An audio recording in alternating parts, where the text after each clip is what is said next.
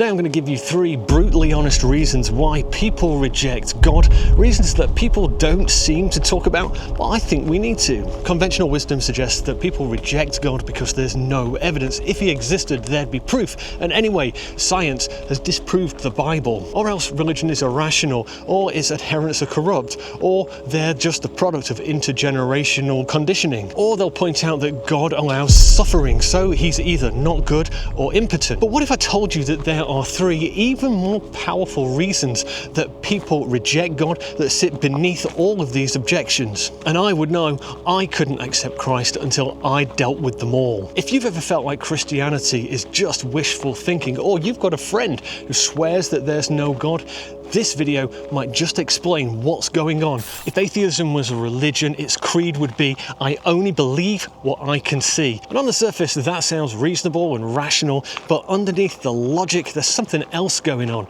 Because, as with most of our decisions, the decision to reject God is made first with our heart and then rationalized afterwards with our minds. Firstly, the old maxim, if something sounds too good to be true, it probably is. And the gospel, after all, does mean good news. In fact, it's probably the best news that any human being has ever heard. All of our sin has been nailed to the cross and we can live in the fullness of bliss for all eternity, never knowing loss and pain and suffering ever again. And on the surface, that's far more preferable to the atheist worldview that you hit the power button and the TV shuts off.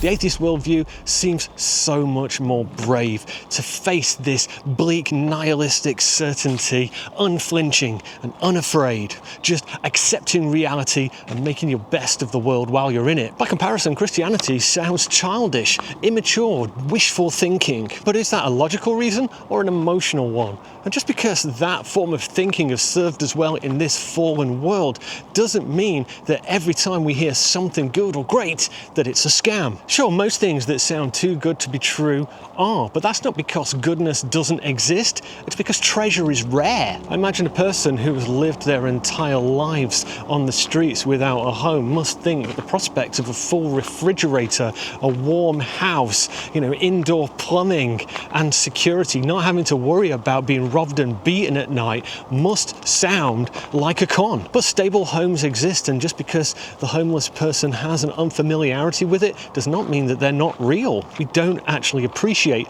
the grace, freedom and peace that comes from a relationship with Christ. So we see it as a con, not a kindness. But God offers it anyway, and it's not because he's too good to be true, it's because he's not of this world, and neither is the grace that is offered to each and every one of us who would repent and follow Christ. Number 2, we are too comfortable. In the Western world, we are objectively the most comfortable civilization that has ever existed. Food on demand, access to medicine and education, clean drinkable water coming out of the taps inside our homes. We have roofs, rights, freedom, security. Past generations would have killed to have the lives that we have today, and some of them had to. But comfort comes at a cost, and that cost is complacency. Proverbs 30 says, "Lest I be full and deny you and say, who is the Lord?" And that's where we are. Our bellies are full and our minds are forgetful. We think that we're self-made.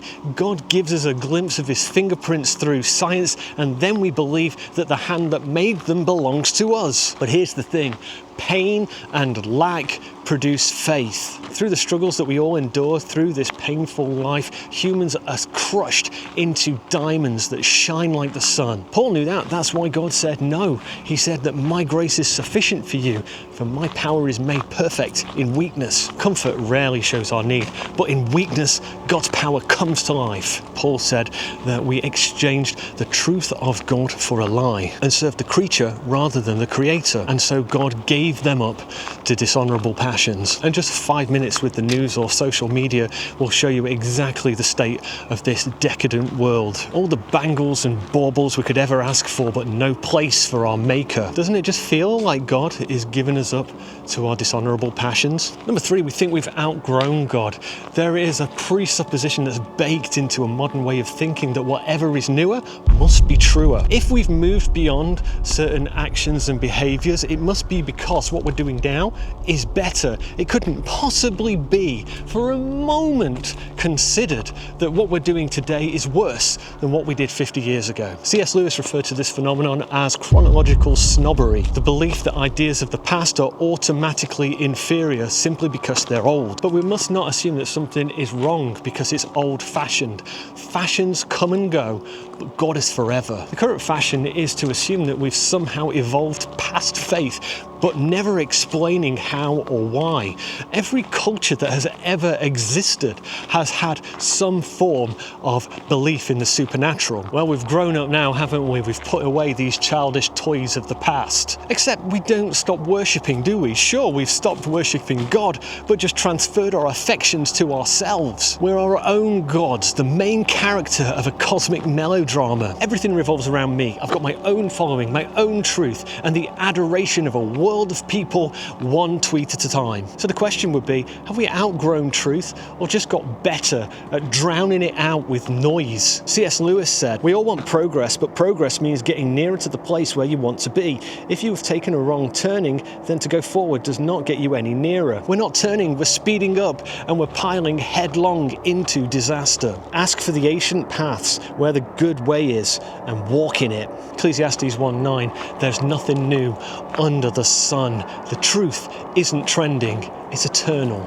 So I gave you 3 brutally honest reasons why people reject God. But what happens when somebody stops running? When someone realizes it wasn't logic keeping them away? Well, until about 8 years ago, that was me. You could check out my story from atheist to Christian and what I learned along the way by clicking here. You can join the community chat for Patreon for free or select one of the support tiers and get access to weekly behind the scenes videos and your name down here at the end. Until next time, look after yourself. Goodbye.